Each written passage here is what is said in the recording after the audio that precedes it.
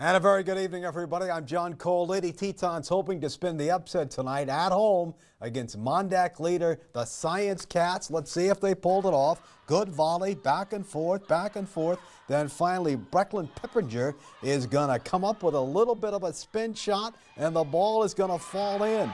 Then freshman Rachel Graspy for the Lady Tetons, and she's playing well, and the Tetons are playing well. Science right back, Samantha Cole from Milwaukee with the point for the Cats.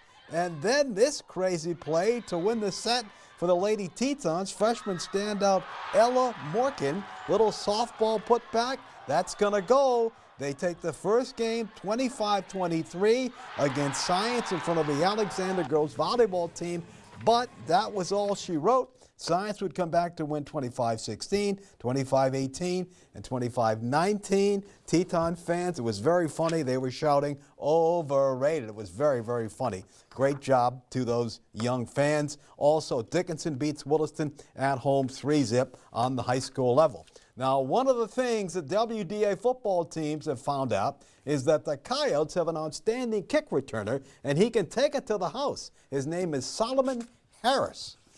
And one of the pluses this year, Solomon Harris has done a great job taking kicks back. It's another weapon that you have. He has great speed. Yeah, you know, we talk about all three phases of the game, offense, defense, and special teams. And Solos come out this year and put a show on for us. And so every week, you never know. Not only that, but they're kicking away from him, at least trying to now, so the word's out. Yeah, the word is out. You know, and he did a good job of doing what he does, you know, and we just ask him to be him. That's one of the other things that we've been talking about lately is just do you. Do what you can do, and trust that your teammate's going to do the same. I think the way I've been successful is by my teammates opening the hole for me and I see it. Trusting in myself, believing I can be faster than anybody in front of me. Just thinking I can take it all the way to the house. Give me a good enough block, I'm going to take it for you. What's that feeling, you know, when you're there and you're about to score and you know you're going to get it done? What's that like? Very exhausting for most part of it, but once you get in there, it's one of the funnest things you can do in football. And that quick six, and people say, holy cow, we're not going to kick it to him again, right? Yeah. I'll be wishing they do, but they still don't, so it's okay, yeah. That's a measure of respect. Yes, sir. Thank you. It's one of those things that you want to say, hey, kick the ball to me, and we'll take it from there, right? Yep. Kick it for me. One of the most dangerous things, you got to really believe in your kickoff team to really try and bring me down. What do you love about playing football? Everything. The game, the time, the blood, sweat, and tears we do in practice, everything. Love it. All right, good for him. We're hoping Solomon can get a couple back tomorrow in the capital city against the Bismarck Demons. Despite their record, they do have some talented players like Jaden Tanner, and they had a lot of good hitters on defense. So hopefully they can get a win tomorrow. They've been working hard.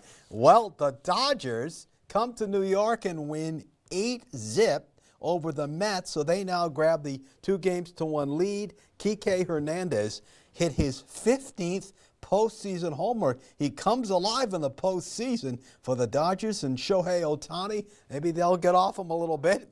He came up with a big home run, Max Muncy as well. So they hit the long ball and take out the Mets 8-zip and grab the lead in the series 2-1. They're not going to be too happy in New York tonight.